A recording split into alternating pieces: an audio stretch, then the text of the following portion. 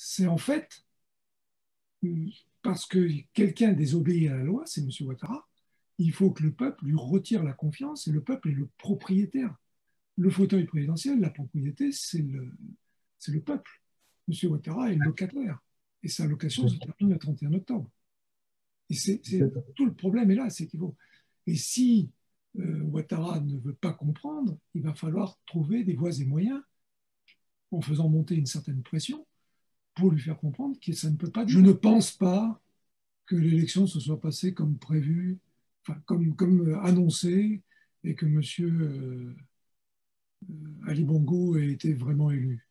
Et ça me rappelle quelque chose que j'avais vu à une époque. C'était un reportage France-Afrique, sur la France-Afrique où on voyait l'ancien ambassadeur de France au Gabon, qui s'appelait Michel Delaunay, qui est décédé depuis, et qui expliquait doctement une élection d'Omar Bongo en disant bah, celui-là est mieux que les autres, on va prendre, on va le prendre, comme ça on sera tranquille. Et la question...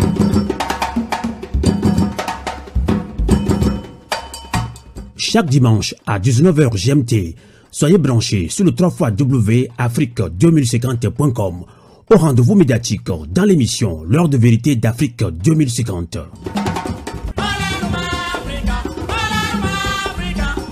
Docteur Jean-Aimé Mouketchou reçoit en direct celles et ceux qui font l'actualité politique, diplomatique, économique, sociale et culturelle de l'Afrique et dans d'autres continents avec un panel riche des intervenants. Pour nous écouter en direct, c'est le 3xAfrique2050.com. L'émission L'heure de vérité est retransmise également en direct sur les pages Facebook du docteur Jean-Aimé Mouketchou. Merci pour votre fidélité depuis plusieurs décennies.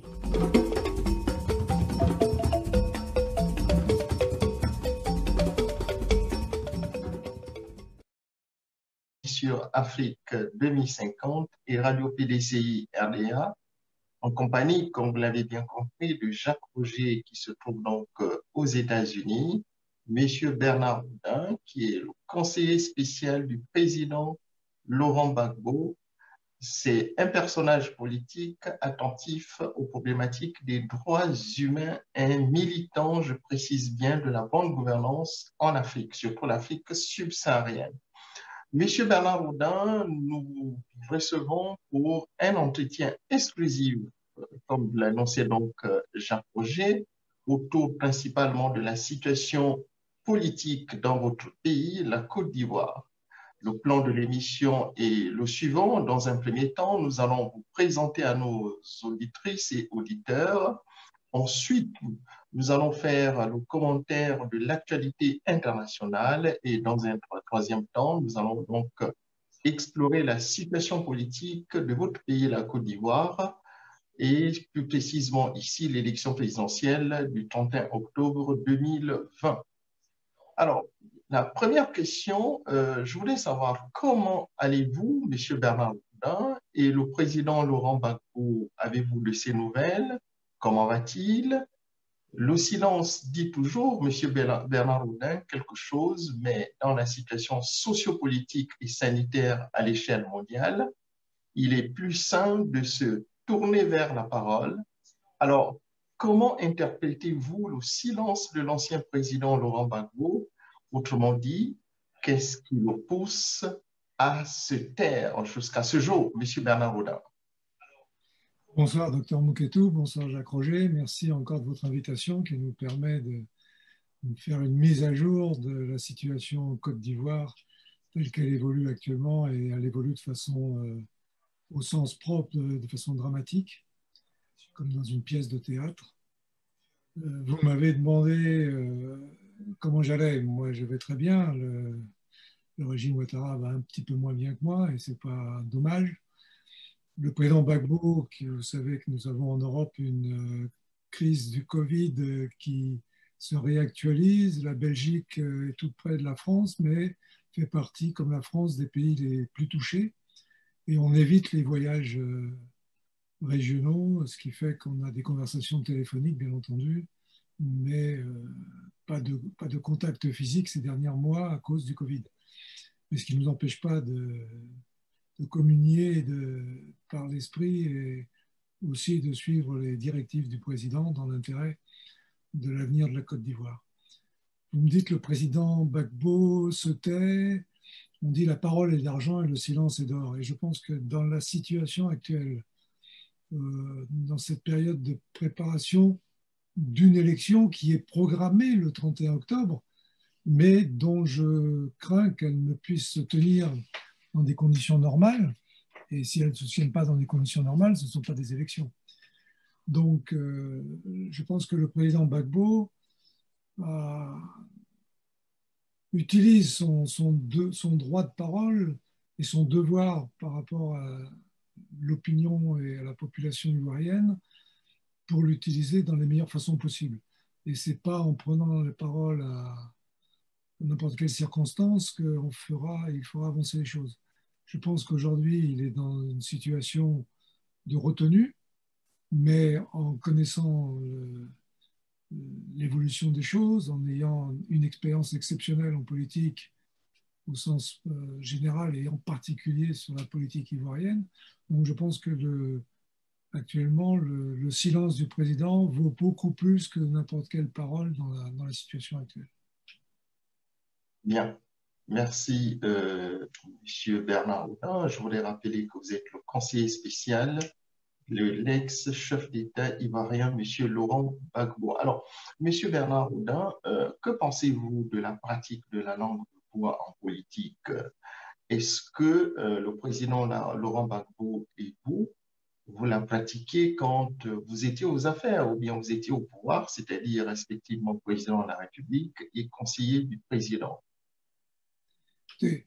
On reproche beaucoup aux hommes politiques en général cette forme de réponse, de capacité de répondre parfois à côté des questions. Et j'ai un souvenir sur la politique française d'un ancien patron d'un parti politique qui était puissant à l'époque, qui s'appelait Georges Marchais, qui était secrétaire général du Parti communiste français dans les années 60-70.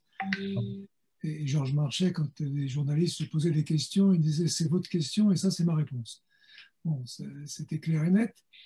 La langue de bois, elle existe en toute chose, mais il y a langue de bois et langue de bois.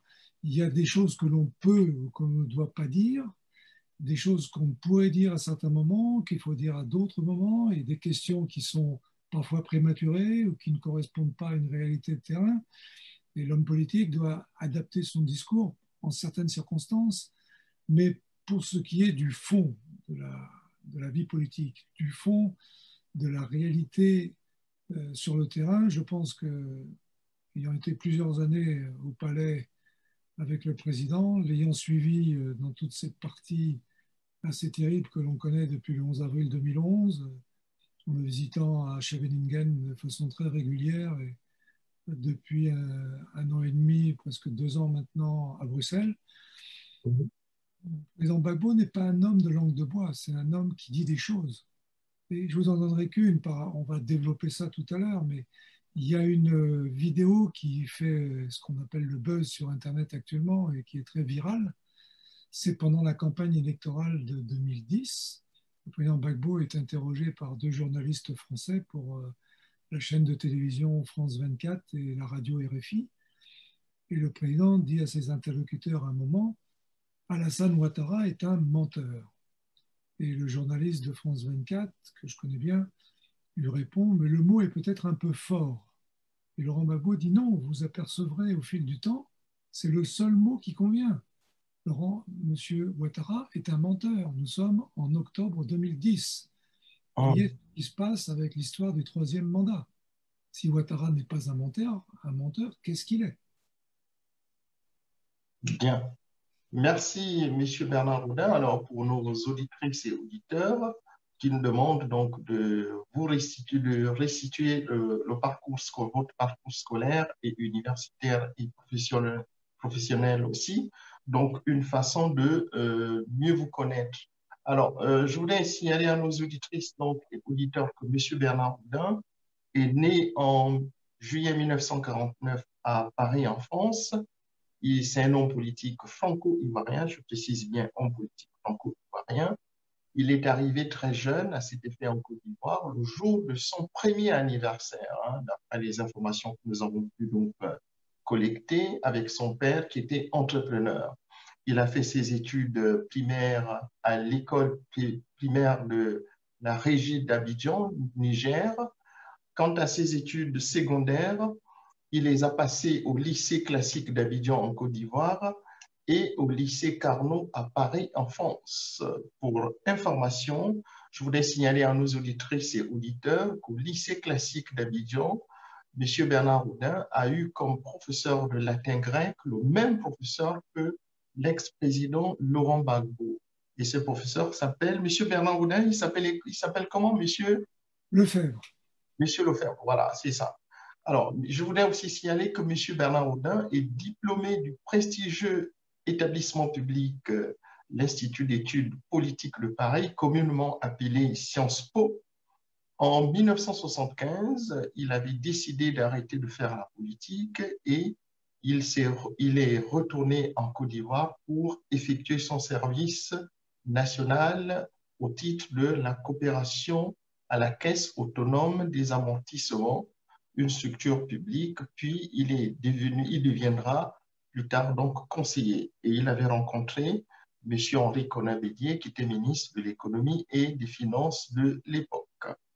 Je voudrais aussi signaler que vous avez été conseiller de l'ex-chef d'État ivoirien, comme je l'ai dit au début, le président Laurent Gbagbo. Donc, vous êtes aussi auteur de nombreux ouvrages, dont je cite 2 ouvrages, Gbagbo, Un homme, un destin, paru en décembre 2018. Et vous avez aussi publié une œuvre sur les Ouattara, une imposture ivoirienne, publiée en septembre 2015. Voilà donc ce qu'on peut retenir sur M.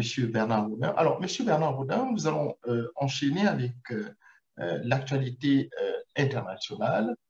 Première question, en Biélorussie, je dis bien, il y a des manifestations tous les week-ends dans ce pays pour demander le départ du président Alexandre Loukachenko. Vous allez m'excuser pour la prononciation. Alors, je voudrais savoir quelle est votre réaction sur l'Union européenne qui ne reconnaît pas le nouveau mandat du président biélorusse? Le problème de la Biélorussie, c'est déjà le problème des Biélorusses. La Biélorussie est en Europe, c'est un détachement de l'ex-URSS, mais je pense que c'est surtout la Biélorussie avait été quasiment créée sous Staline pour faire le nombre, si on veut dire, aux Nations Unies, parce que vous savez qu'en 1945, à la création des Nations Unies, il y avait les États-Unis, la France, l'Angleterre d'un côté et l'Union soviétique de l'autre. Et Staline disait on est à 3 contre 1. Et du coup, il avait fait venir 2 des États de l'URSS, 2 sous-États de la fédération de l'URSS à l'époque, qui étaient l'Ukraine et la Biélorussie, qui avaient ex-nominé un siège à l'ONU pour faire le nombre face aux Occidentaux. Et quand il y a eu la dislocation de l'Union soviétique, la communauté, la CIS d'abord et ensuite l'indépendance des 15 pays qui composaient l'URSS, la Biélorussie s'est retrouvée indépendante. Mais les Biélorusses sont à 99,9% des Russes, hein, parce que Biélorussie veut dire en russe, russe blanc. Et vous qui connaissez un petit peu la Pologne, c'est une région qui a été, au cours de l'histoire, bougée sur un curseur qui allait de la frontière de l'Odernice jusqu'à la Russie historique. Et la Biélorussie, c'est une partie. Donc, le prisme de vision de cette situation biélorusse, il faut le voir à travers cette histoire générale en Europe. Maintenant, il y a un problème constitutionnel de droit dans ce pays-là, c'est que je ne pense pas, sans être un grand spécialiste de la Biélorussie, que les élections en Biélorussie soient maîtrisées de façon absolue par des gens qui voudraient la rendre transparente, inclusive et sans tricherie. Le président Loukachenko, en plusieurs occasions, a montré une certaine fermeté, et je reste poli. Donc, c'est une situation qui, à certains égards, pourrait être comparable à ce qui risque de se passer en Côte d'Ivoire. C'est-à-dire qu'on a un chef d'État qui s'accroche au pouvoir avec toutes les capacités que lui donne la force de l'État, c'est-à-dire la violence légale de la police ou de l'armée, la maîtrise de l'opposition en la faisant taire ou en l'exilant, puisque une des opposantes principales est aujourd'hui en train de faire une tournée occidentale pour essayer de sortir son pays de la situation actuelle. Et on a en Côte d'Ivoire un chef d'État qui a été installé, on sait aujourd'hui dans quelles conditions, ça a été dit et répété, et qui cherche, contre toutes les règles de droit de son pays, contre sa propre parole, parce que depuis 2 ans, M. Ouattara nous dit « je ne serai pas candidat ». Je ne peux pas l'être à cause de la Constitution, et moi-même, j'ai décidé de ne plus l'être parce que je suis fatigué et il faut que je passe le relais. Et il l'a répété en souriant à de nombreux journalistes occidentaux depuis 2 ans. Donc, et maintenant, il a l'air de vouloir s'accrocher par tous les moyens et d'essayer d'utiliser la force. Il y a déjà eu, au moment de sa déclaration de candidature, plus de 30 morts en Côte d'Ivoire. Hier, il y avait un meeting très important de l'opposition où le pouvoir a tout fait pour empêcher les gens d'arriver. C'est-à-dire qu'ils n'ont pas interdit, mais ils ont bloqué les routes pour empêcher les cars d'arriver. Ils ont bloqué le plateau où se situe le stade pour empêcher les gens qui étaient à pied d'arriver. Malgré ça, il y a entre 50 et 60 000 personnes qui ont pu accéder au stade, mais il y en avait des dizaines de milliers qui étaient un peu partout dans Abidjan et qui ne pouvaient pas rejoindre le stade. Vous avez des gens qui ont marché des heures pour arriver au stade parce qu'ils ne pouvaient pas faire autrement que passer par des voies détournées. J'ai même vu une vidéo où des gens annonçaient qu'ils avaient dû prendre une pinasse, c'est-à-dire une espèce de pirogue à moteur, pour traverser la lagune et accéder, puisque le stade d'Abidjan est au bord de la lagune, pour arriver à dépasser les cordons de police. On n'est pas dans un état de droit. Et là, on sent que les tensions montent dans le pays et que les semaines qui viennent vont être cruciales pour l'avenir du pays. D'accord, bien.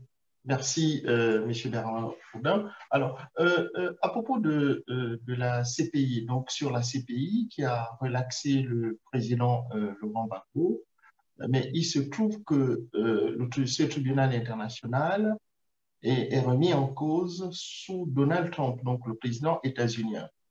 La procureure de la Cour pénale internationale, Madame Fatou Bensouda, comme vous le savez, elle est interdite de séjour aux États-Unis et ses avoirs y sont gelés. Alors, je voudrais savoir quel est votre point de vue sur cette Cour pénale internationale et sur la procureure Fatou Bensouda, voilà. Bensouda, pardon. Sur la Cour pénale internationale, d'abord, le président Gbagbo n'a pas été relaxé, il a été totalement acquitté, c'est le terme utilisé par le président de la Chambre. Il y a de tout dans cette opposition. On a une petite coupure là, non? Je vous en prie. Oui, je disais que le président Gbagbo a été totalement acquitté, ainsi que son ministre Charles Blé Goudet, de toutes les charges qui avaient été retenues par le procureur Ocampo à l'époque et qui avaient été soutenues par Mme Bensouda qui avait succédé à Ocampo en 2012. J'ai écrit noir sur blanc pendant des années, et c'est dans mes livres, que la Cour pénale internationale n'était pas en état, selon ses propres statuts, de mettre le président Gbagbo en accusation, puisque en 2011, la Côte d'Ivoire n'était pas membre statutaire de la Cour pénale. C'est d'ailleurs, vous évoquez le cas des États-Unis et du président Trump, c'est d'ailleurs dans ce cadre de figure que les États-Unis font la guerre à la CPI, parce que Mme Bensouda a fait des velléités de vouloir éventuellement transférer à la Cour pénale internationale des soldats ou des citoyens américains qui auraient commis des actes, que ce soit en Afghanistan ou ailleurs, donc de vouloir les faire passer à la Cour pénale internationale, ce qui n'est pas possible, les États-Unis n'étant pas membres statutaires. Donc la pression américaine, c'est une affaire entre la CPI et les États-Unis, et ça va au-delà du président Trump, parce que c'est un problème de droit de base. Les États-Unis ne sont pas signataires, ni la Chine, ni la Russie d'ailleurs. Ce qui pose le problème de la réalité de cette Cour pénale, où même l'Inde n'est pas. Donc, si vous additionnez les populations de ces 4 grands pays, la moitié de l'humanité n'est pas représentée à la CPI. Pour revenir à Madame Bensouda, elle a voulu mener un procès qui était perdu d'avance, puisque dès la chambre préliminaire, les juges de la chambre préliminaire avaient considéré que le dossier était vide. Et c'est par un tour de passe-passe, et en utilisant, je pense, la faiblesse physique d'un mourant, puisque le juge allemand qui a été retourné entre les 2 phases des décisions de la chambre préliminaire en 2013 et 2014, est décédé dans les semaines qui ont suivi la décision de la Cour.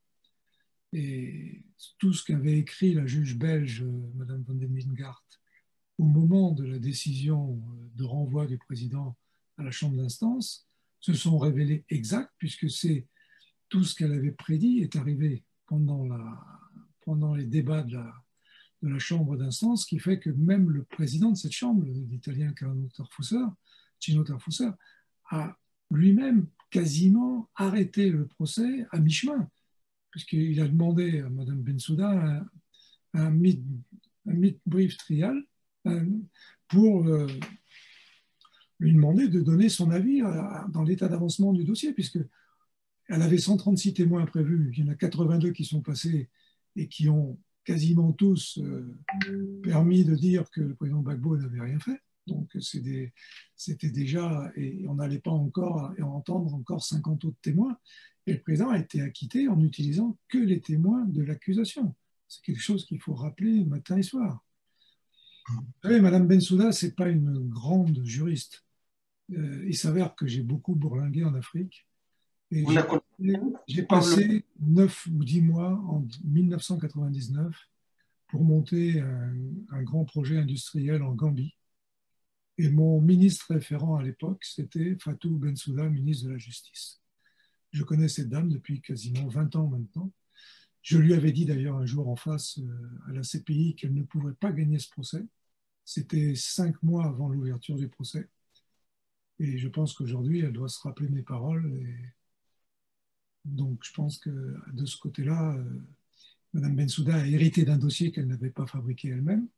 Je dis fabriqué parce qu'il a été réellement fabriqué. Dans mon deuxième livre, il y a un certain nombre d'emails, c'est pas moi qui écris. Je rapporte les emails échangés entre Ocampo, l'ONU et le gouvernement français à l'époque, où on voit le montage absolu, fabriqué, du procès, de la tentative d'envoyer Gbagbo à la CPI pour lui faire un procès. Et quand le président Ouattara, président entre guillemets, a été investi en mai 2011, il a ensuite été promené comme un trophée par Nicolas Sarkozy au G8 de Deauville qui se tenait au mois de juin suivant. Et on a dans les emails échangés à l'époque, à un moment donné, une représentante de la France à l'ONU qui avait été quelque temps auparavant au secrétariat de Ocampo à la CPI, alors vous voyez un peu les conflits d'intérêts, qui dit dans un email à Ocampo que Ouattara a remercié Ban Ki-moon, le secrétaire de l'ONU à l'époque, et le ministre Alain Juppé, ministre des Affaires étrangères, français de l'époque, pour sa nomination, entre guillemets. Et en même temps, il a posé la question, qu'est-ce que je fais de Gbagbo? Et la diplomate française écrit à Ocampo, à la fois Ban Ki-moon et Juppé ont dit la meilleure solution, bien que juridiquement on ne puisse pas le faire, la meilleure solution pour la sécurité, c'est de l'envoyer à la CPI. C'est écrit dans les mails. Je ne raconte rien, je n'invente rien. Ce sont des mails datés, signés, et qui font partie de... Vous savez qu'il y a eu les mails d'Ocampo et de la CPI qui ont été leakés, comme on dit aujourd'hui, à cette époque-là. Et j'ai eu la chance d'en récupérer un certain nombre qui sont édifiants. Et vous avez aujourd'hui, aux Affaires étrangères à Paris, des gens qui étaient attributaires, destinataires ou rédacteurs de ces mails. Voilà. D'accord. C'est une réalité incontournable. C'est une réalité donc qui existe. Alors, Monsieur Bernard Houdin, les pays africains en général et les pays francophones en particulier, ne paient-ils pas, par une instabilité, vous me permettez l'expression, chronique, cette forme d'adhésion aveugle qu'ils ont à l'endroit de la démocratie libérale, cette démocratie qui est qualifiée de démocratie conflictuelle à la manière occidentale? Est-ce que, M. Bernard Houdin, les crises qu'on observe partout ne démontrent-elles pas que les intellectuels africains et du reste du monde, bien sûr, devraient permettre l'émergence de démocratie africaine, ou bien d'une démocratie africaine? Bah, vous savez, la démocratie, les gens l'utilisent comme un gargarisme politique. Tout le monde veut s'en prévaloir, mais la démocratie, c'est un long combat quotidien. C'est une praxis qui ne se fait pas simplement en mettant des mots comme ça bout à bout. C'est une culture, c'est une histoire. La démocratie occidentale vient de l'époque athénienne, mais déjà à l'époque athénienne, la démocratie ne concernait que les habitants d'Athènes, intuitu personae. Athènes était peuplée à la fois d'Athéniens, Chine grecque, et de gens de l'extérieur, qui en grec s'appelaient les métèques. Mais ce n'était pas un mot péjoratif à l'époque, c'était plus de la société. Et ces gens-là n'avaient pas le droit de parler de la vie de la cité. La politique, c'est la vie de la cité au sens générique. Mais ils vivaient dans la cité en bon entendement avec ceux qui avaient la possibilité et qui pouvaient se prévaloir de la capacité d'être en état de pouvoir peser sur la démocratie, sur le pouvoir du peuple à Athènes. Ça a évolué dans le temps. La vraie démocratie occidentale n'a que 2 siècles et demi. C'est la Constitution américaine de 1776, la Constitution française de 1792, qui sont les 2 plus anciennes constitutions modernes. Et d'ailleurs, à ce propos, on s'aperçoit que c'est les tenants de ces 2 pays, les plus anciens démocrates entre guillemets, d'Occident, qui ont eu la part la plus terrible dans l'intervention militaire qui a fait partir le président Gbagbo du pouvoir. Donc, on est démocrate chez soi, mais on essaye de faire la loi chez les autres en foulant aux pieds les principes de base et de la souveraineté des autres. Alors, vous me parlez de la souveraineté des États africains, et je pense que c'est tout le problème de la France-Afrique. Le premier problème, c'est qu'il y a eu les colonisations. Moi, j'ai grandi dans un système colonial. Je ne me posais pas de questions, j'allais à l'école, il y avait la carte de l'Afrique sur le mur, il y avait la France était un petit point au sommet de la carte. Mes amis de classe étaient blancs, métis, noirs, nous étions mélangés, nous étions tous, quand on est jeune, quand on a 10 ans, 12 ans, on ne se pose pas de ce genre de problème existentiel qu'on peut se poser plus tard. Mais j'ai toujours vécu en bon entendement avec mes amis, ce qui fait qu'aujourd'hui, je suis fier de porter cette nationalité ivoirienne. Mais l'Afrique a existé avant les colonies. La Côte d'Ivoire était une colonie en 1893. Avant qu'elle soit une colonie, il y a eu des pénétrations de missions, les premières venant vers Assini dans le XVIIe siècle. Mais les Africains qui vivaient dans ces pays-là, dans ces zones-là, parce qu'on ne pouvait pas parler de pays comme on parle aujourd'hui de la Côte d'Ivoire ou du Sénégal ou de la Mauritanie, mais qui vivaient dans ces régions, ils vivaient avec leurs coutumes, avec leurs règles et une forme de démocratie. Le Conseil des sages, les arbres à palabres et tout ça, ça permettait à ces gens de s'organiser, d'avoir une vie sociale, d'avoir une vie économique et d'avoir une justice qui était préexistante. Et les Occidentaux qui sont arrivés ont commencé à plaquer leur propre système. Et le drame, c'est que quand il y a eu la décolonisation, entre guillemets, qui a été plus ou moins organisée à l'époque du général de Gaulle, mais j'ai lu récemment un livre sur Focard où on se rend bien compte qu'on a fabriqué les indépendances, mais dans un cadre très rigide, qui était l'Union française, la communauté de l'Union française à un moment donné, pour faire en sorte que tous ces gens-là restent quand même dans le giron de la France. C'était le capital de la France, par exemple, à l'ONU, parce que la France avait un siège à l'ONU, mais elle avait une capacité de pouvoir politique faible par rapport aux Américains, aux Russes et même aux Anglais. Et donc, de tenir cet empire colonial, même pseudo-indépendant, ça donnait une force à la France. Et pendant des dizaines d'années, aux Nations Unies, les 14 États issus de la OF ou de l'AEF ne votaient que comme un seul homme. Et moi, j'ai longtemps parlé, à l'époque où il était vivant, avec un monsieur dont vous allez faire la promotion dans peu de temps, qui s'appelait Arsène Ousterachouan, et qui a même présidé le Conseil de sécurité quand la Côte d'Ivoire était membre non permanent. Ils prenaient leurs ordres avec le chef de la mission française à l'ONU. C'était clair.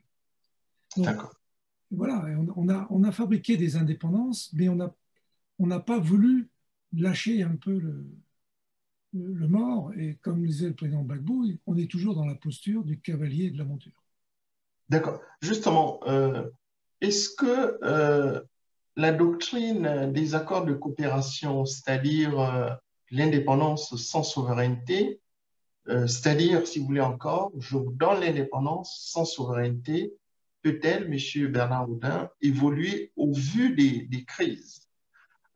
Parce qu'on a l'impression, comme vous le savez, que du général de Gaulle au président actuel, M. Emmanuel Macron, on ne peut pas changer une virgule de ces accords de coopération, quelles que soient les propositions qui sont faites par certains intellectuels, certains hommes politiques et certains acteurs de la société civile, même s'ils se définissent comme francophiles. Et il semble sans conflit majeur, hein, peut-être vous allez me démentir, que les accords de coopération n'évoluent à l'instar du CFA ou de la crise sociopolitique ou militaire, par exemple, le cas du Mali, par exemple, M. Bernard Renard. Vous savez, les accords de coopération, là aussi, j'ai été une petite main, puisque en 1976, vous avez rappelé, j'ai passé 2 ans en Côte d'Ivoire comme assistant technique à la caisse autonome d'amortissement qui dépendait du ministère des Finances. Le ministre était effectivement Henri Conan-Bédier à l'époque, et mon directeur principal de l'époque, je ne vais pas donner son nom ici, mais il est aujourd'hui un des grands cadres du RDR, mais il reste un ami personnel. Moi, quand j'ai fait cette coopération en tant que jeune français, c'était plus agréable d'être dans un immeuble vitré. J'étais dans l'immeuble Siam au plateau, dans cet immeuble vitré au plateau, que de crapahuter sur les champs d'entraînement de l'armée française. Cela dit, comme j'étais donc dans cette position d'assistant technique, et je n'étais pas le seul, puisque dans les années 75-77, Abidjan était truffé de coopérants techniques, mais nous avions avec nous des cadres ivoiriens que nous devions assister, mais par exemple, la personne dont je vous parlais avait fait des études supérieures à l'université George Washington, et je ne voyais pas en quoi je pouvais être un apport technique à ce monsieur. On avait le même niveau, et je lui répète que dans certains domaines, il était peut-être meilleur que moi. Mais ça faisait qu'il y avait quand même toute une camérade de coopérants français à tous les niveaux de l'administration et de la superstructure économique et politique de la Côte d'Ivoire, qui faisait que Houphouët-Boigny, c'était le président de la Côte d'Ivoire, mais c'était un homme, c'était un Janus. Il avait été ministre de la République sous la 4e, ministre sous De Gaulle, un des rédacteurs de la 5e République, de la Constitution de la 5e République. Et il avait fait aussi quelque chose qui n'a pas duré, mais dont on parle peu. Il avait été le responsable d'une organisation que De Gaulle avait mis sur pied pour faire échapper le Sahara à l'indépendance algérienne que le président De Gaulle était en train de mettre en place contre l'avis des uns et des autres, et en voulant, dans ce cas-là, détacher le Sahara de l'Algérie française pour le maintenir dans le giron, parce qu'on savait qu'il y avait du pétrole, énormément de pétrole au Sahara, et qu'il y avait aussi, à l'époque, la France faisait ses explosions atomiques à Reagan. Donc on se disait, on va laisser le nord de l'Algérie aux Algériens, puisqu'on ne tient pas à 1 contre 30, et puis on va se garder. Et la personne qui était chargée d'organiser ça, c'était Houphouët-Boigny. Bon, le système n'a pas perduré, et on voit bien aujourd'hui, l'Algérie est restée dans l'état où elle était quand elle était l'Algérie française, et le pays était passé entièrement à l'indépendance. Mais donc, on voit qu'il y a toujours, depuis 60 ans, la volonté du cavalier et de la monture. Et le cavalier, c'est la France, la monture, c'est l'Afrique, ex-francophone, ex-française. Et je voudrais rajouter une chose, vous parlez de Macron. Macron est né en 1977. Quand il est né, je venais de partir de la coopération en Côte d'Ivoire. Donc, Macron est pour peu de choses dans la France-Afrique. Il est le président d'un pays qui a institutionnalisé cette relation un peu, disons, du maître, je ne dirais pas du maître et de l'esclave, parce qu'il ne faut pas exagérer, mais disons du dominant et du dominé, qu'on retrouve par exemple dans votre pays, au Gabon, où c'est flagrant. Et Macron a une chance historique, et on reviendra avec l'élection présidentielle en Côte d'Ivoire le 31 octobre, il a une chance historique, s'il veut changer le paradigme, c'est maintenant, en Côte d'Ivoire, qu'il peut faire la première étape d'un changement radical. Ça dépend de lui. D'accord.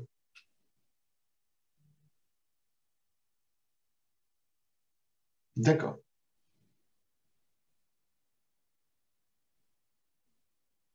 On ne vous entend plus, M. Bernard Houdin? Non, je vous ai rendu la parole. D'accord, très bien. Bien, merci M. Bernard Houdin pour toutes ces précisions. Je voulais rappeler à nos auditrices et auditeurs que nous recevons donc M. Bernard Houdin, qui est le conseiller spécial du président Laurent Gbagbo, qui se trouve toujours en Belgique. Alors, dernière question d'actualité avant d'explorer l'actualité de l'élection présidentielle prochaine en Côte d'Ivoire. Monsieur Bernard Houdin, président de la République gabonaise, n'est pas représenté à l'échelle internationale depuis longtemps. Avez-vous entendu parler de la crise au sommet de l'État gabonais? Pour certains, le président élu, son Excellence M. Jean Ping, est en résidence surveillée et le président Ali Bongo qui a prêté serment malgré son échec aux dernières élections présidentielles du 27 août 2016. Votre réaction, M. Bernard Houdin, sur cette situation gabonaise? Je ne veux pas faire d'ingérence dans Vous êtes africain? Je suis africain, je ne veux pas faire d'ingérence particulière sur le Gabon, mais quand on observe la situation gabonaise et l'élection c'était en septembre 2016, je crois. 2016, oui.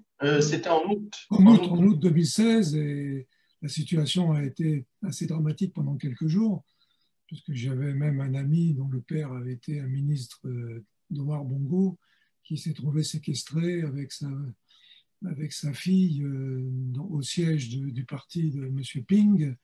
Vous voulez parler de M. Miboto? Je veux parler de M. Miboto, Félix, qui est avec sa fille. Zachary Miboto, oui. Zachary, pardon, Zachary et sa fille, et le frère, le fils Miboto, Serge, m'appelait en me disant, j'ai pas de nouvelles de mes parents, ils sont enfermés, il y a la garde républicaine qui est pénétrée dans les locaux, il y a des morts. Il a mis pendant à peu près 48 heures pour finalement retrouver ses parents vivants. Je ne pense pas que l'élection se soit passée comme prévu, enfin, comme annoncé, et que M. Ali Bongo ait été vraiment élu. Et ça me rappelle quelque chose que j'avais vu à une époque. C'était un reportage sur la France-Afrique où on voyait l'ancien ambassadeur de France au Gabon, qui s'appelait Michel Delaunay, qui est décédé depuis, et qui expliquait doctement une élection d'Omar Bongo en disant bah, celui-là est mieux que les autres, on va le prendre, comme ça on sera tranquille. Et la question est posée à Michel de Bonnecorse, qui a été le monsieur Afrique de Jacques Chirac, Et on lui pose aussi la question sur Omar et il dit ah, mais celui-là, nous tenions à celui-là parce qu'il il était mieux pour nous que l'autre. Voilà comment ça se passait.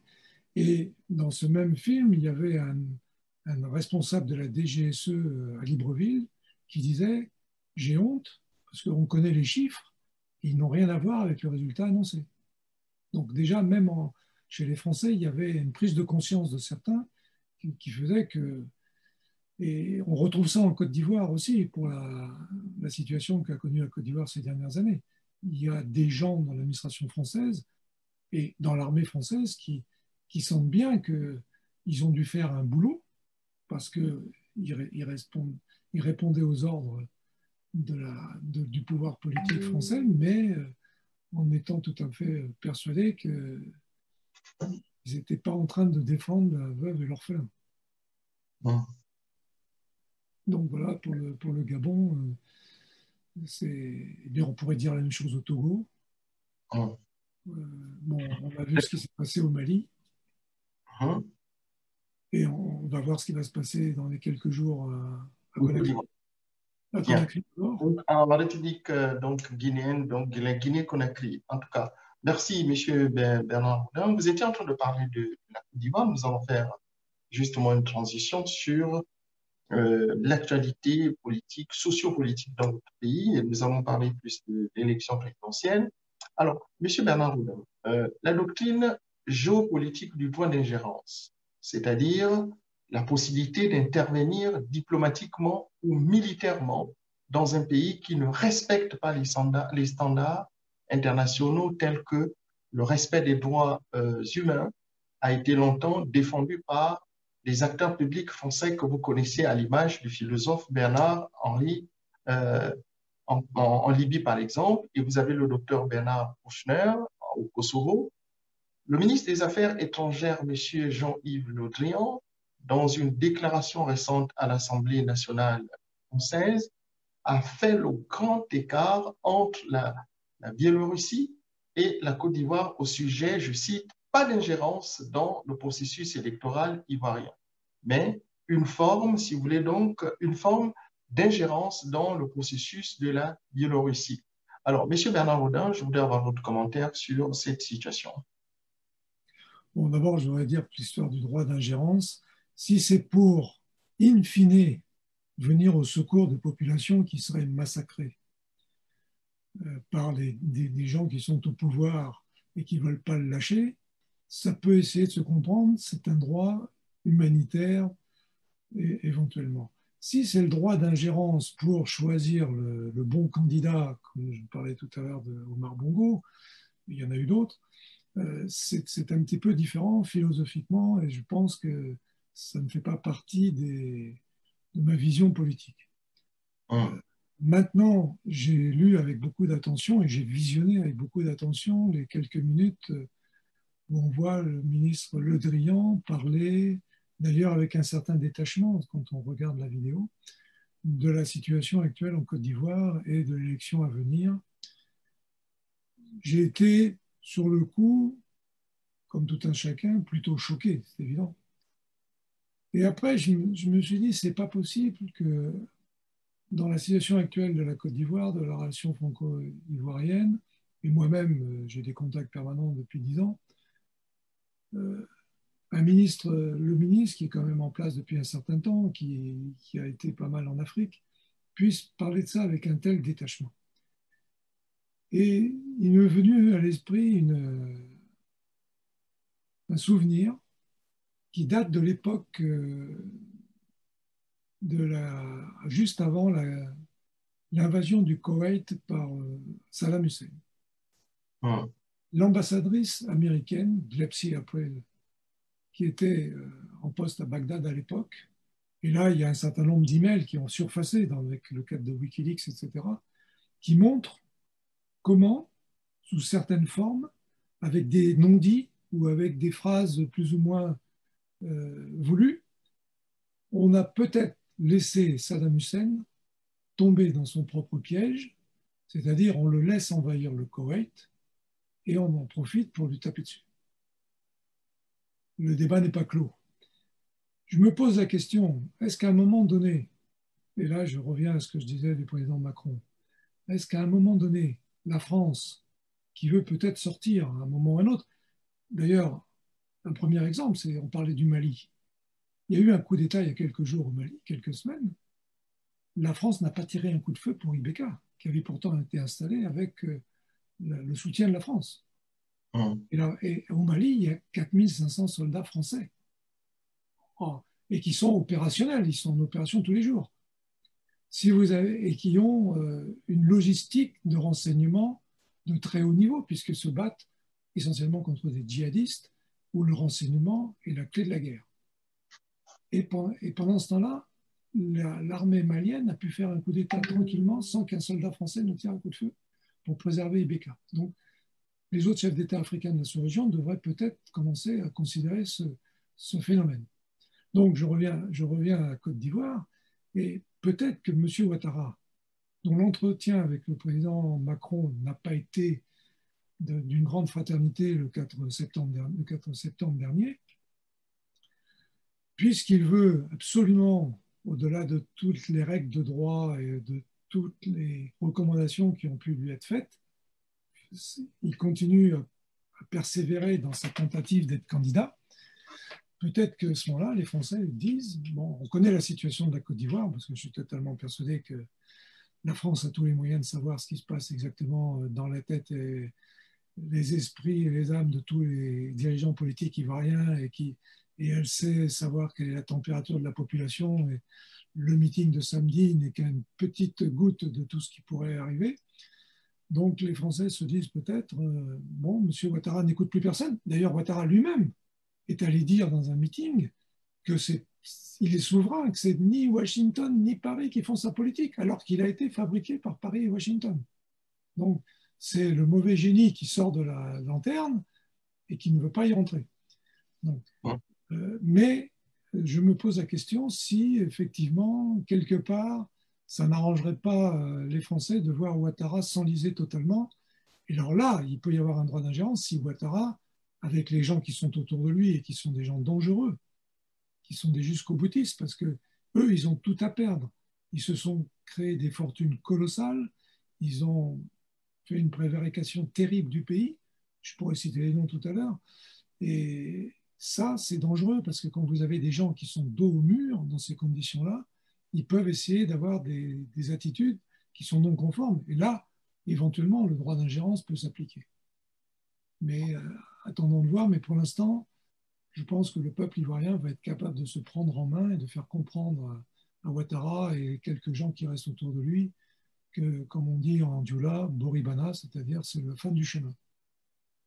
Bien. Alors, justement, à propos du processus électoral dans votre pays, un meeting géant a rassemblé l'essentiel de l'opposition ivoirienne. Est-ce que vous croyez, M. Bernard Houdin, que cette candidature unique de l'opposition est capable de renverser, comment dirais-je, la dynamique actuelle qui veut que le président actuel, le président Alassane Ouattara, s'impose le 31 octobre 2020? Non, mais la dynamique pour que Ouattara s'impose, c'est une dynamique qui est fabriquée. Le Conseil constitutionnel, le 14 septembre dernier, a donné une liste de 4 personnalités retenues, entre guillemets, pour être candidat à l'élection présidentielle. M. Ouattara, inéligible. M. Kakabe, qui est un illustre inconnu dans l'immensité de la population ivoirienne et qui représente peut-être 1% de la population. Bien sûr. Possible. Vous êtes sûr? Je connais bien Kakabe, ce n'est pas un sujet. Il y avait M. Afin Guessan qui a voulu marcher de son propre pas hors du parti de Laurent Gbagbo et qui a eu... Pardonnez-moi, est-ce que ce n'est pas une erreur que vous êtes en train de faire en l'excluant au lieu de discuter avec lui, M. Kakabe? Non, mais attendez, je reviendrai peut-être si vous voulez sur Kakabe, mais ce n'est vraiment pas un sujet.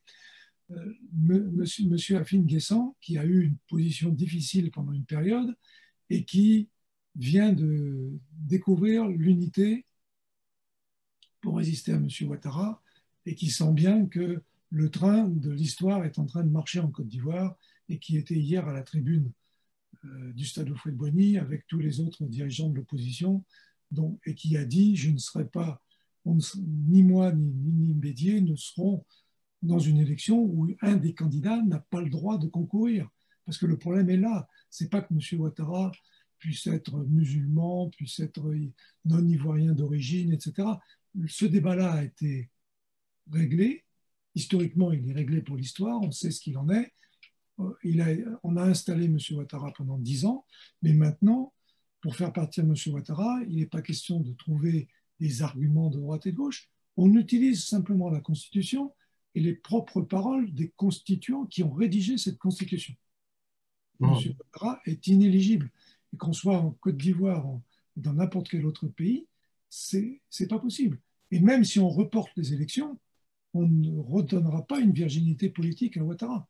M. Ouattara, le 31 octobre prochain, a terminé ses mandats en Côte d'Ivoire. Ça doit être clair pour tout le monde.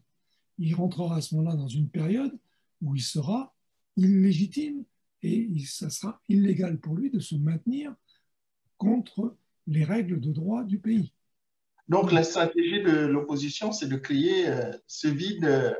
Non, la stratégie de l'opposition, c'est de demander et de redemander que cette élection soit libre, inclusive et transparente. Pour qu'elle soit libre, inclusive et transparente, la première chose, c'est déjà que les gens qui peuvent concourir ou compétir soient capables de le faire au regard du droit.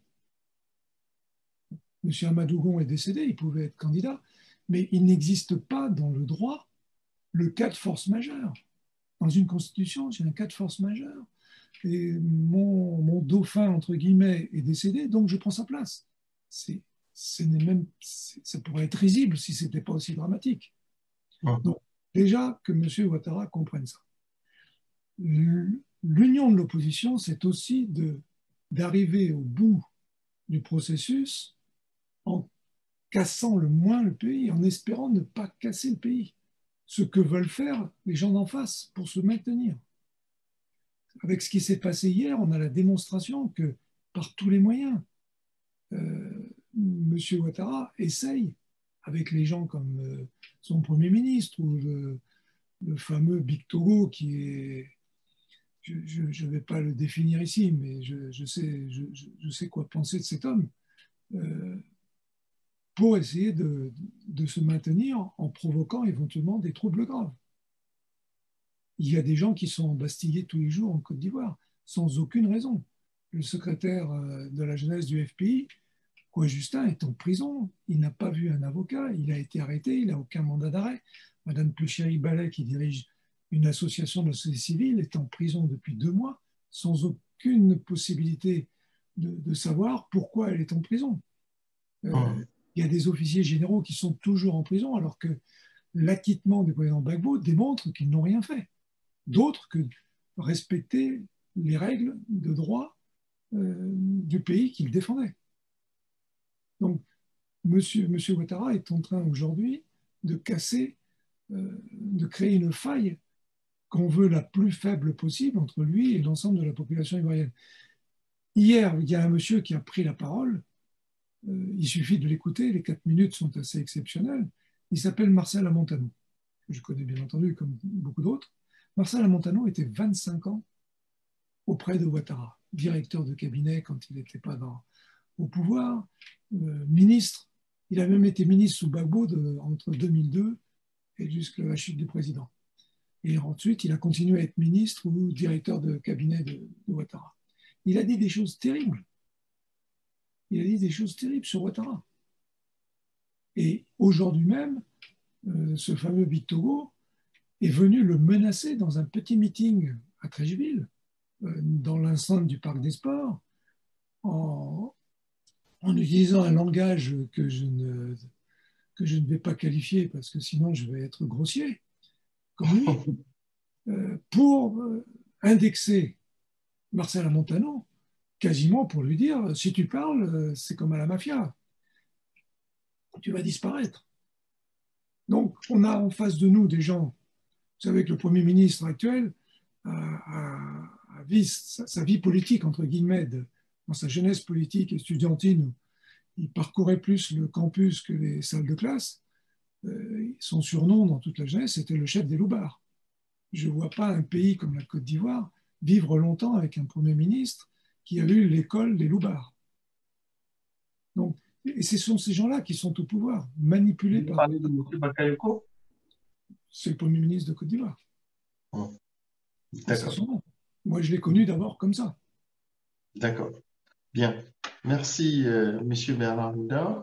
Je voulais rappeler à nos auditrices et auditeurs que nous recevrons en édition spéciale Monsieur Bernard Houdin, qui est le conseiller spécial de l'ex-président ivoirien Laurent Gbagbo, en exil depuis donc la Belgique. Mais Monsieur Bernard Houdin en ligne depuis la France. Alors, au vu, Monsieur Bernard Houdin, de ce qui précède, quelle est votre analyse par rapport à l'avenir à court et moyen terme de votre pays, la Côte d'Ivoire? Comme je vous disais tout à l'heure, toute l'opposition, qui est l'immense majorité des Ivoiriens aujourd'hui, ce que disait le président Bédier hier, c'est que les Ivoiriens qui veulent que le pays fonctionne retrouvent sa sérénité et que son droit ne soit pas fracassé, ce qui a été le propos de pratiquement tous les intervenants hier, et qui est le souhait aussi du président Gbagbo, bien entendu. C'est même lui c'est le père du multipartisme. Et le multipartisme, ça veut dire qu'on vit dans un pays, chacun en ayant la possibilité de développer ses idées. Donc Monsieur Hakim a parlé au nom du Front populaire ivoirien, au nom du président Gbagbo. Pardon? Monsieur Afik Guessan. Non, monsieur Afik Guessan a parlé au nom d'une plateforme qu'il avait montée qui s'appelle l'AFD. La prise de parole du FPI a été faite par M. Assouadou, secrétaire général du pays. Vous ne voyez pas qu'il y a quand même un désordre dans cette opposition? Non, il n'y a pas de désordre dans la mesure où tout le monde aujourd'hui a une volonté, c'est de préserver l'avenir du pays. Préserver l'avenir du pays, c'est que M. Ouattara respecte le droit et finisse... Quelles que soient les divisions... Quelles que soient... Moi, je le fais souvent. J'ai quand même cette origine française. L'intérêt général, c'est pas... Mais l'intérêt général, je reprends souvent l'exemple de la France de 1944. Quand les gens se battaient à Paris pour la libération de Paris, vous savez que les Parisiens se sont révoltés avant même l'arrivée des troupes françaises et américaines à Paris. Et dans les 2 premiers jours, ils montaient des barricades entre le 22 et le 23 août 1944 pour chasser les Allemands de Paris. Mais sur les barricades, les gens qui se battaient, il y avait des jeunes, des vieux, des femmes, des hommes, des gaullistes, des communistes, des athées, des chrétiens. Personne ne demandait aux voisins avant de tirer t'es quoi, toi, etc. Il y avait les Allemands en face, il fallait. Et quand la guerre a été finie, chacun a retourné, gaulliste, communiste, socialiste, etc. Et puis, même De Gaulle a été battu à certaines élections ensuite, avant de revenir en 1958. Churchill a été battu aux élections anglaises en 1945, avant même la chute du Japon. En juillet 1945, aux élections législatives, Churchill a perdu les élections. Donc, la démocratie, les règles de droit, c'est dans le cadre du... Il faut respecter le multipartisme. Aujourd'hui, M. Ouattara ne respecte rien et tout le monde s'est bien mis d'accord. Et c'est pour ça que je félicite tous les gens qui se sont réunis hier, parce qu'ils ont fait fi de leurs différences, parce qu'il y aura des différences entre les uns et les autres. Mais il y a quelque chose qui a uni tout le monde hier, c'est la volonté de préserver la nation ivoirienne, de préserver le droit et le socle du vivre ensemble. Vivre ensemble, c'est pas vivre tout le monde, c'est pas la Corée du Nord, c'est vivre avec chacun la capacité de s'exprimer. Et un jour, j'avais entendu un journaliste qui a fait un très bel édito dans Fraternité Matin. La démocratie, c'est apprendre à perdre. Parce que quand vous êtes démocrate, vous pouvez gagner ou perdre les élections. Le président Gbagbo, en 2010, si on lui avait fait annoncer qu'il avait perdu, il serait allé au village le lendemain matin. Mais je pense d'abord qu'il avait gagné et qu'ensuite, on a refusé de donner tous les moyens d'investigation, recomptage, etc., pour faire qu'il soit, oui ou non, président. Et quelques années après, un des diplomates français qui était au Quai d'Orsay à l'époque a écrit une tribune dans Le Monde pour dire que les chiffres de l'ONU de l'élection d'octobre 2010 étaient faux. Et il était au Quai d'Orsay à l'époque. Donc, cette affaire va très loin. Donc, hier, l'opposition a lancé, et dans le cadre de la désobéissance civile, c'est en fait parce que quelqu'un désobéit à la loi, c'est M. Ouattara, il faut que le peuple lui retire la confiance et le peuple est le propriétaire. Le fauteuil présidentiel, la propriété, c'est le peuple. M. Ouattara est locataire et sa location se termine le 31 octobre. Et tout le problème est là, c'est qu'il faut. Et si Ouattara ne veut pas comprendre, il va falloir trouver des voies et moyens en faisant monter une certaine pression pour lui faire comprendre que ça ne peut pas durer. D'accord. Oui. Mais s'agissant de cette union de l'opposition, vous discutez facilement avec M. Afin Guesson, mais pourquoi vous n'engagez pas des pourparlers ou bien des discussions avec M. Kakabe pour qu'il Écoutez, puisse rejoindre l'opposition? je vais être gentil et, disons, charitable avec Kakabe, parce que si je révèle tout ce que Kakabe m'a dit depuis des années à Paris, en venant me voir à Paris, alors il est au PDCI, moi je ne suis pas au PDCI. M. Kakabe est venu me voir plusieurs fois, il est allé voir le président en prison. Le président Gbagbo? Il est allé voir le président Gbagbo en prison. Il est allé voir le président Gbagbo à Bruxelles. Et aujourd'hui, il se comporte comme quelqu'un qui ne respecte rien. Vous vous êtes vu? Vous êtes vu quand il était allé voir le président? Mais non seulement je l'ai vu, mais en plus, il était perdu dans la rue. Il cherchait le lieu de rendez-vous. Et je lui ai dit, tu vas où? Il me dit, je vais voir le président Gbagbo. Et je lui ai dit, bah, si tu me suis, tu vas le trouver. Et comme ça, c'est comme ça qu'il est arrivé jusqu'au lieu de rendez-vous qu'il ne trouvait pas dans la rue. Donc, je sais de quoi je parle. Donc M. Kakabe, aujourd'hui, joue un très mauvais rôle parce que le président Bédier et M. Afin Guesson, qui ont été retenus par le Conseil constitutionnel, ont dit on ne va pas à une compétition où un des compétiteurs n'a pas le droit de concourir. Kakabe aurait dû dire la même chose. Or, Kakabe persiste et signe. Pourquoi au PDCI, au parti de l'ancien président Houphouët-Boigny, on ne le convoque pas pour le lire clairement? Mais écoutez, regardez la dernière vidéo de M. Kakabe arrivant dans l'enceinte de la maison du PDCI à Cocody il y a quelques jours. C'est risible. Il arrive, il sort de voiture, il remonte dans la voiture, il fout le camp. Alors qu'il était convoqué justement pour s'expliquer. Il n'a pas été reçu, non?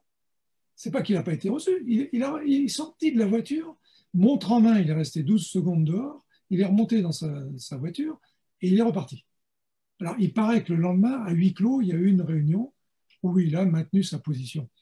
Bon, le PDCI, et ça c'est le problème interne du PDCI, il règle ses problèmes avec ses membres. Je ne vais pas intervenir dans la vie interne du PDCI, mais M. Kakabe ne joue pas un rôle salutaire dans l'intérêt général de la Côte d'Ivoire. Il est qu'un petit... vous savez, il y a un mot en dioula, Kakaba, qui veut dire le petit. De Kakabe à Kakaba, il y a peu à faire. On rajoute une lettre et on a le vrai visage de ce monsieur. Donc, pour moi... Est-ce que ce n'est pas une erreur que vous êtes en train de commettre Non, on ne commet aucune erreur. L'erreur qu'on commet, c'est qu'on parle trop de lui. Quand je parle d'erreur, M. Bernard Rodin, quand je parle d'erreur, c'est que vous avez, je vous ai écouté, hein, en fait, l'objectif de l'opposition, c'est d'avoir tout le monde et défendre l'intérêt général. Est-ce que vous ne faites pas une erreur en excluant M. Kakabe au lieu de le prendre et discuter pour qu'il rejoigne le rang de l'opposition? On n'exclut personne. Mais quand vous avez en face de vous quelqu'un qui n'a plus de raisonnement, quelqu'un qui se fait investir au Palais de la Culture, comme il a été l'autre jour, avec 3 ou 4 000 personnes dans les gradins, et quand vous examinez les images des gradins, vous apercevez que c'est des gens que le RDR a amenés pour faire une foule, pour faire croire que Kakabe a des militants, c'est risible. Ce monsieur est entièrement fabriqué pour servir de faire valoir à M. Ouattara, et c'est à ça que je voulais en venir tout à l'heure, c'est quand ils ont désigné ces 4 candidats, je suis à peu près certain que cette liste d'abord est sortie du tiroir du bureau de M. Ouattara, elle a été donnée à Koni Mamadou et au Conseil constitutionnel pour être lue, dans les conditions qu'on a vues, Et je peux vous dire qu'à mon avis, dans le tiroir de M. Ouattara, il y a également le résultat du 31 octobre, qui est préparé. Vous avez vu les élections en 2011 pour les législatives en Côte d'Ivoire. Vous avez déjà le pourcentage de ces résultats? Je ne l'ai pas parce que je n'ai pas ouvert son tiroir, mais je suis totalement persuadé que c'est leur mécanique. Vous savez, pour l'élection présidentielle de 2015, où M. Ouattara s'est retrouvé d'ailleurs déjà avec Kakabe et Afin Guessan. Maintenant, Afin Guessan a compris pour cette fois-ci. Kakabe persiste les signes, mais à mon avis, on l'a aidé à persister de façon compréhensible. Et le résultat, d'abord, il n'y a pas eu 18% de votants, ça c'est des chiffres que je tiens des autorités françaises, le vrai chiffre de votants, et le pourcentage. Vous savez que le président Ouattara peut vous surprendre en acceptant un deuxième tour entre lui et M. Kakabe. Vous ne l'imaginez pas? Non, d'abord, je vais vous dire qu'à la date où je vous parle, l'hypothèse principale, c'est qu'il n'y a pas d'élection le 31 octobre. Et si jamais M. Ouattara, d'une façon ou d'une autre, organisait une élection. Qui a élection et à la surprise générale, vous voyez M. Kakabe battre M. Alassane Ouattara. Quelle sera la réaction de l'opposition? Alors ça, chez les bookmakers anglais, c'est du 350 millions contre 1. Donc, oubliez. S'il dépasse les 2%, on va lui donner 2,5%. Ça fait bien. Comme ça fera 97,5 à Ouattara. Mais ça, c'est de la science-fiction, parce que ça ne va pas se passer comme ça. Ça ne va pas se passer comme ça, M. Mouketou. D'accord. Donc, on va arrêter. On va arrêter la science. On va arrêter avec Kakabe parce que c'est du temps perdu. D'accord, on va arrêter avec la science-fiction. Alors, maintenant, M. Bernard Oudin, sur la base de la dernière résolution du Congrès états-unien, sur la base également de l'exil d'acteurs de premier plan comme l'ex-chef d'État Laurent Gbagbo, que vous connaissez très bien, l'ancien ministre Charles Blé Goudé, bien que blanchi par la Cour pénale internationale, ne parviennent toujours pas à regagner donc leur pays, la Côte d'Ivoire. Et sur la base aussi, vous me permettez, des conflits ethniques. On parle des conflits ethniques, je ne sais pas si vous pouvez me corriger, toujours prégnants dans votre pays. Je peux citer aussi l'exil forcé de M. Guillaume Soro. Est-ce que, M. Bernard Oudin, vous pensez que la communauté internationale est toujours... Est-ce que vous pensez que la communauté internationale, pardonnez-moi, est toujours crédible sur le dossier de votre pays, c'est-à-dire le dossier ivoirien, après presque, je crois, 20 ans de crise politico-militaire? D'abord, je vais revenir pour terminer le sujet sur l'histoire de conflits ethniques éventuels en Côte d'Ivoire.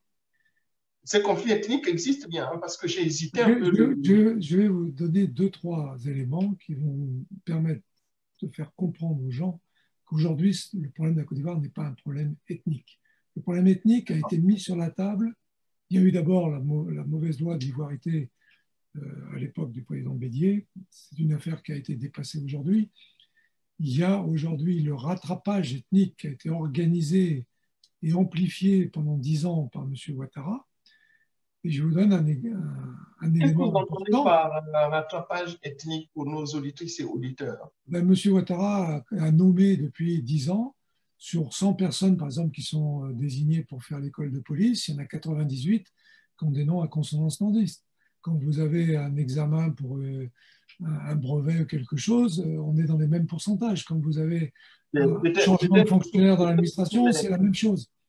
Peut-être ce sont les meilleurs.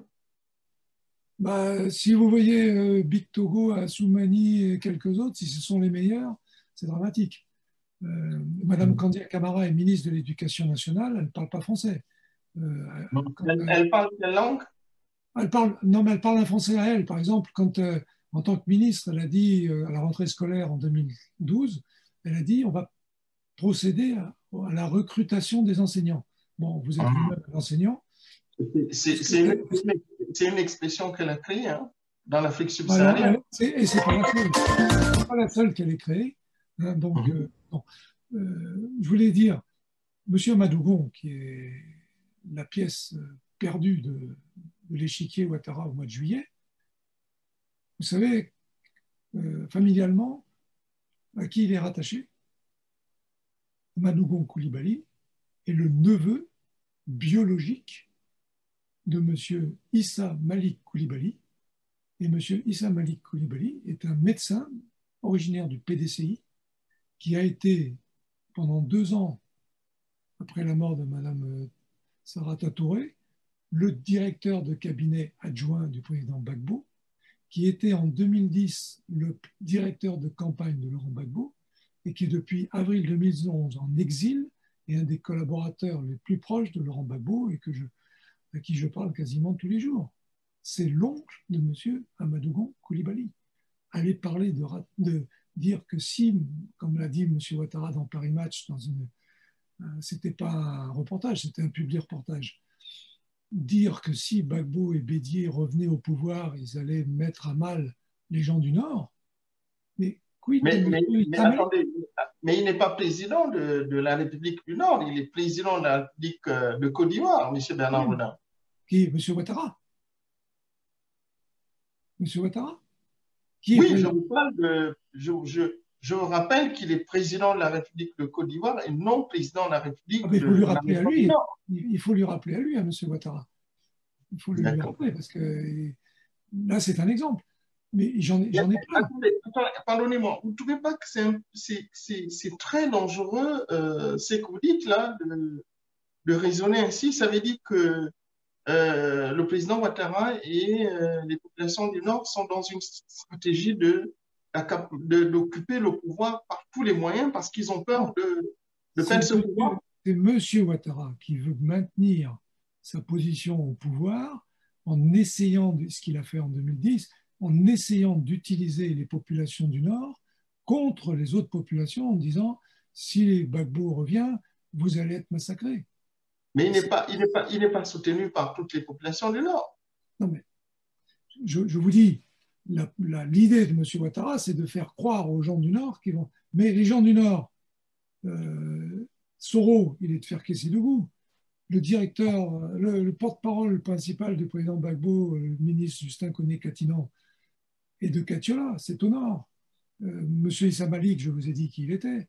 L'ancien secrétaire du parti FPI, qui est quasiment le cofondateur du FPI avec Laurent Gbagbo et quelques autres, s'appelait Aboudraman Sangaré. Ce n'est pas un nom à consonance sudiste. Gbagbo était entouré de gens compétents, qu'ils soient du nord, du sud, chrétiens, musulmans, et éventuellement immigrés comme moi, qui n'ont pas d'origine ivoirienne. Le président Gbagbo cherchait la référence des gens capables de bien travailler. Le président Gbagbo, j'ai lu quelque part, il vous disait que vous êtes ivoirien d'origine. Non, ivoirien d'origine française. Parce qu'il a dit un jour, on était à table, il disait, Bernard, on dit généralement un Français d'origine ivoirienne, hein, je peux vous en citer, Didier Drogba, Basile Boli et quelques autres, mais là il disait, Bernard, lui, il est ivoirien d'origine française. Voilà. Mais pour revenir au sujet principal, qui est extrêmement délicat, parce que là, tout se joue là-dessus, et il n'est pas question de conflit ethnique aujourd'hui en Côte d'Ivoire. Hier, des gens qui ont parlé à la tribune venaient de tous les horizons.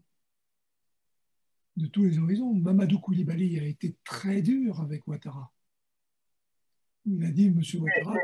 Mais quand je vous écoute, j'ai l'impression que vous êtes en train de vous contredire, hein, puisque non, vous dites que les gens du Nord et le président Ouattara profitent de cela en disant aux gens du Nord, attention, si je perds le pouvoir... Non, c'est le discours de Ouattara, mais qui ne tient pas la route, puisque je vous dis que... Oui, mais quand vous regardez la classe politique ivoirienne, par exemple, le sein de l'opposition, vous allez voir qu'il y a beaucoup d'opposants du Nord. Hein. Voilà, des gens qui s'opposent. C'est ce que je me tue à vous dire, c'est que autour du président Gbagbo se situe, et même autour d'autres dans le PDCI, puisque le RDR n'étant qu'un découpage du PDCI, il reste au PDCI énormément de gens d'origine du Nord, puisque à l'époque de Houphouët-Boigny, c'était le parti unique. Et donc, il y avait des gens de tous les horizons. Aujourd'hui, les gens, au-delà des ethnies et des religions, et des situations géographiques veulent que le pays soit respecté. Et la première chose pour respecter un pays, c'est de respecter ses lois. On a un président de la République qui ne respecte pas les lois. Et d'ailleurs, il y a un article de la Constitution qui dit que dans ce cas-là, c'est de la haute trahison.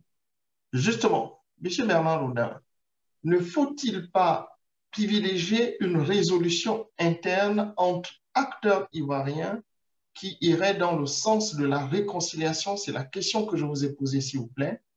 Et c'est exactement ce que l'on cherche. M. Ouattara, depuis 10 ans, n'a pas réconcilié les Ivoiriennes, les Ivoiriens et les Ivoiriennes. Il a continué à tenter de creuser les écarts ethniques ou religieux. Heureusement, il a failli, parce qu'aujourd'hui, les Ivoiriens, quelle que soit leur origine, veulent vivre ensemble. Et la démonstration d'hier n'est qu'un exemple, un premier exemple, de la volonté populaire en Côte d'Ivoire de faire respecter la loi, parce qu'en faisant respecter la loi, on respecte la population. Et M. Ouattara ne respecte plus rien. Et donc, finalement, vous me permettez, depuis le décès du premier président ivoirien Félix Houphouët-Boigny, je crois que c'était en décembre 1993, voilà, la Côte d'Ivoire est plongée dans une crise multiforme et sans précédent. Est-ce que, M. Bernard Oudin, votre pays, la Côte d'Ivoire, paie la doctrine, vous me permettez cette expression, la doctrine des pouvoirs à vie dans un contexte de troisième mandat? La Côte d'Ivoire d'aujourd'hui paye en partie, bon, d'abord le système de la France-Afrique qui a fait que Houphouët-Boigny a pu se maintenir jusqu'à la fin de ses jours. Il a fait 33 ans à la tête du pays, ce qui n'est pas un record en Afrique, mais qui n'en est pas loin. Et ensuite, effectivement, l'héritage n'a pas bien fonctionné. Mais je vois quand le président Gbagbo est arrivé au pouvoir en 2000, j'étais très loin d'être dans son milieu. J'étais un entrepreneur français à Abidjan et je regardais ça avec un œil extérieur. Mais moi-même et beaucoup de Français d'Abidjan se sont rendus compte qu'à partir du moment où Gbagbo est devenu président, je prends l'exemple des impôts, je prends l'exemple de la douane, on a senti une tentative bien réelle de faire respecter les règles de droit et non pas les petits passages entre amis. Et je l'ai senti au fur et à mesure. Et quand je suis arrivé conseiller à la présidence, c'est parce que je m'étais un peu plaint au président de certaines méthodes de X ou de Y.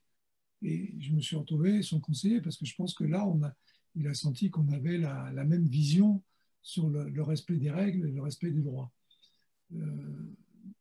Ça, c'est... Et aujourd'hui, les 10 ans qu'on vient de connaître, c'est un retour en arrière terrible que la Côte d'Ivoire a subi, et au détriment de la population, à l'avantage de la petite caste qui était au pouvoir et de ceux qui l'ont mandaté. C'est clair. Est-ce que vous êtes conscient que vous avez commis beaucoup d'erreurs aussi quand vous étiez au pouvoir? Non, mais si vous avez dans un pays quelqu'un qui ne fait pas d'erreur au pouvoir, surtout dans les conditions où le président Gbagbo a dû l'exercer, à peine 2 ans après son élection, il avait déjà eu une tentative de coup d'État dans les 2 mois qu'il avait suivi. Oui, mais en dehors de ça, M. Bernard Oudin, vous me pardonnez-moi de vous couper la parole. Vous avez vu quand M. Bédié était au pouvoir, la relation qu'il avait avec le président Ouattara. Vous avez vu aussi quand le président Laurent Gbagbo était au pouvoir, la relation qu'il avait avec le président actuel de Côte d'Ivoire, donc le M. Ouattara. Alors, au regard de tout ce que je suis en train de citer, des exemples que je suis en train de citer, vous connaissez le président Ouattara, mais ça ne vous a pas empêché, par exemple, de signer un décret de nationalité qui lui a permis de se présenter il y a à peu près à l'élection présidentielle. Il faut respecter l'histoire et respecter les conditions. Le président Gbagbo n'a jamais signé un certificat de nationalité à M. Ouattara. Qu'est-ce qu'il a fait? Non, le président Gbagbo, en 2005, au mois d'avril 2005, il y a une réunion à Pretoria parce que le président Thabo Mbeki est le facilitateur de la crise ivoirienne à l'époque. Hum. Et au cours de ces entretiens, il y avait effectivement les dirigeants ivoiriens qui étaient là. Et avant une des réunions, le président Gbagbo a pris à part Thabo Mbeki pour lui dire que le seul problème qui restait en Côte d'Ivoire, c'était le problème d'Alassane Ouattara qui voulait absolument être candidat et qui dit la loi ivoirienne le lui interdit. Mais si on continue comme ça, on continuera pendant des années et on aura la guerre. Moi, je suis un homme des élections, je ne crains pas les élections, mais il faut trouver le moyen de sortir par le haut de cette affaire-là. Et il a dit à Thabo Mbeki de lui tordre un peu le bras, si on peut dire, et il a rédigé un courrier qu'il a adressé à Thabo pour lui dire « Donnez-moi les moyens de rendre ces gens-là éligibles dans des conditions qui soient la limite du droit, mais en respectant quand même la Constitution, parce qu'il a utilisé un article de la Constitution qui est celui des pleins pouvoirs, qui était l'article 48, je crois, et par lequel il a dit les membres des partis signataires de l'accord de Marcoussis de 2003 peuvent se présenter à la prochaine élection présidentielle. Dans ces conditions, M. Bédier, qui était atteint par la limite d'âge de l'ancienne Constitution, et M. Ouattara peuvent se présenter s'ils le désirent pour cette élection et cette élection seule, ce qui posera le problème de 2015 après. Mais donc, le président Gbagbo a fait en sorte de préserver l'intérêt général et d'aller aux élections. Et moi, je me rappelle avoir entendu le discours du président Gbagbo quand il est rentré de Pretoria et qu'il a d'abord fait des consultations avec tous les corps constitués, c'est-à-dire les partis politiques, les syndicats, les organisations de la société civile, pour leur présenter le projet, le problème de cette élection. Et quand il a eu reçu tout le monde, il en a tiré la synthèse. Il a dit, vous m'avez écouté, vous m'avez entendu, on s'est mis d'accord. Et voilà, pour cette élection, j'ai compris que toute cette guerre qui fait souffrir toute la Côte d'Ivoire, c'est à cause de la volonté d'un seul homme d'être candidat. Et je vais faire en sorte que cette volonté-là ne vienne pas détruire le pays. Et il y a eu l'élection finalement en 2010, et il avait gagné son pari, Gbagbo, parce que sur le terrain, il avait gagné l'élection. Et on a fabriqué un résultat après. Et aujourd'hui, vous avez le président Laurent Gbagbo qui est en exil. Très bien. Alors, oui, mais attendez, parce que ce n'est pas fini. On a envoyé Gbagbo à la CPI dans les conditions que j'ai expliquées tout à l'heure. Il a été acquitté. Il est en passe de revenir en Côte d'Ivoire et M. Ouattara est en passe de partir. Le président Gbagbo va rentrer en Côte d'Ivoire. Les Ivoiriens choisiront leur président. Ce n'est pas à moi de dire le nom du président. Mais en ce moment, c'est lui qui refuse que le président Gbagbo rentre. Si vous m'écoutez, je vous dirais que le président Ouattara ne sera plus président dans 3 semaines. Mais si c'est vous qui êtes au pouvoir, vous devez déjà tout faire pour que le président Ouattara rentre en Côte d'Ivoire. C'est bien ça? Pardon? Si vous étiez au pouvoir, si c'était le président Ouattara qui était dans cette situation, vous auriez tout faire pour qu'il le président Ouattara ne pourrait pas être dans cette situation parce que c'est une situation qui a failli exister, mais grâce à Gbagbo, elle n'a pas existé. En 2000, Gbagbo est élu. En 2001, le président Gbagbo fait un forum de réconciliation nationale auquel il fait venir et Ouattara et Bédier et le général Gueye. Et à la fin, ils se sont tous mis d'accord à la fin de décembre 2001. Et tout le monde est rentré en Côte d'Ivoire. Et Ouattara a parlé devant le forum. Bédier est venu. Gueye est venu il était caché dans l'ouest à Kabakouma dans sa résidence. Il est revenu à Abidjan. Et Ouattara ne voulait pas venir. C'est l'ambassadeur de France de l'époque qui lui a demandé de venir en Côte d'Ivoire. Et Ouattara ne voulait qu'une chose, c'est qu'on lui garantisse, et ce n'est pas moi qui le dis, c'est l'ambassadeur qui a fait une note au Quai d'Orsay que j'ai publiée dans le livre, qui demandait que la France lui garantisse son retour en France si jamais ça se passait mal en Côte d'Ivoire. Donc ce monsieur n'avait que son intérêt personnel et Gbagbo n'avait que l'intérêt général. Bien, merci M. Bernard Oudin. Dernière question avant votre mot de la fin. Sur les instances sous-régionales comme la CEDEAO, que vous connaissez très bien, et continentale comme l'Union africaine, qui semble désormais, M. Bernard Oudin, vous n'allez pas me mentir, impuissante dans la résolution des crises africaines. Est-ce c'est exagéré de la penser?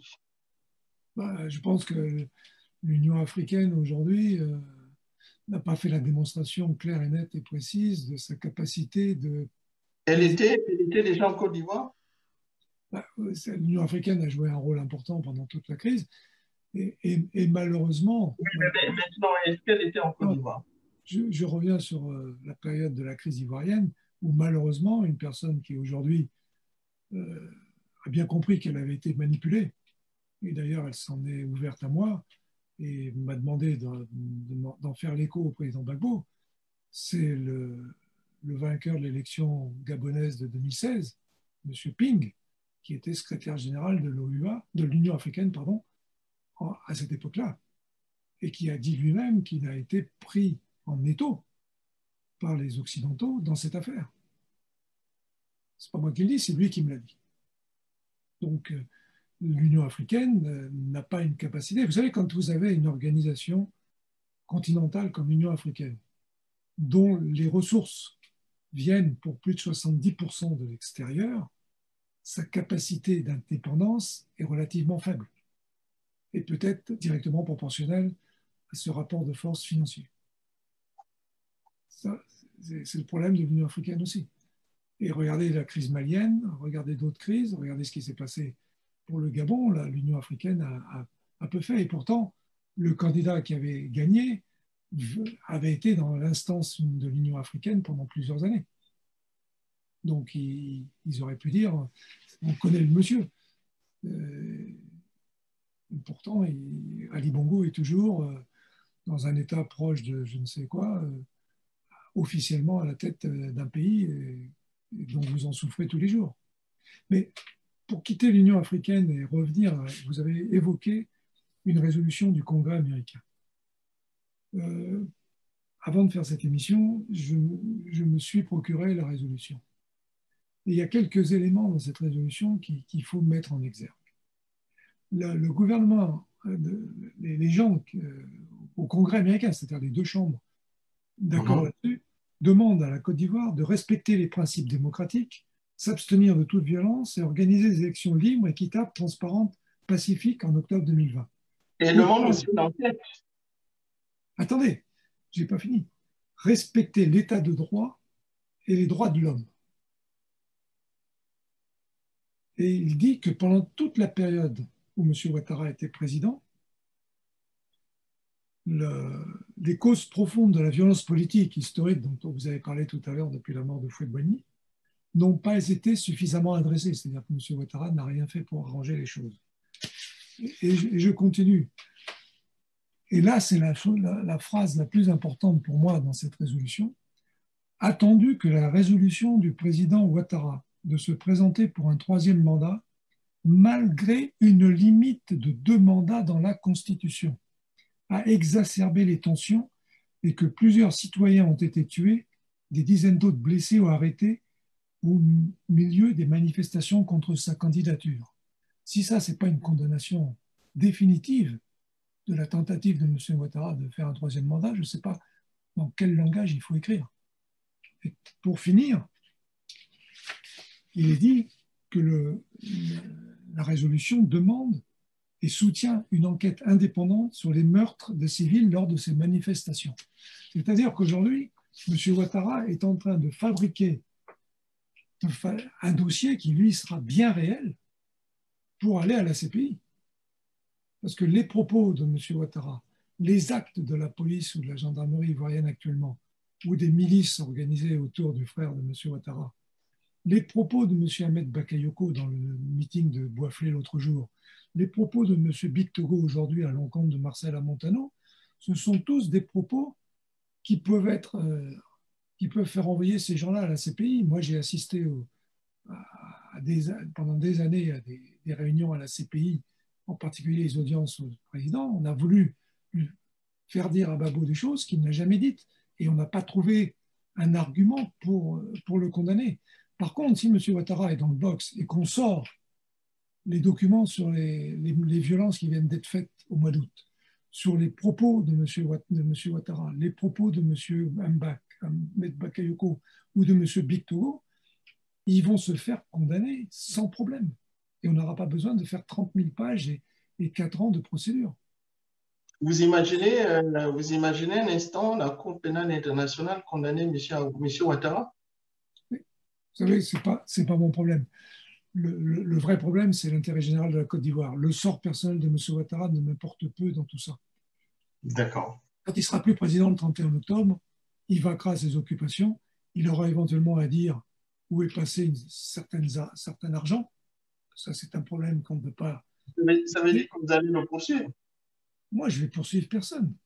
D'accord. Je vais poursuivre personne. Mais si des gens ont subi des préjudices financiers et autres sous Ouattara, vous savez, le président Gbagbo, j'ai écrit dans mon livre, en exergue de mon livre, une phrase de Mandela qui dit que, je la cite comme ça, les gens qui sont allés en prison pour leurs idées, quand ils sortent de prison, ils n'ont pas l'idée à se venger, ils n'ont pas de temps à perdre pour ça.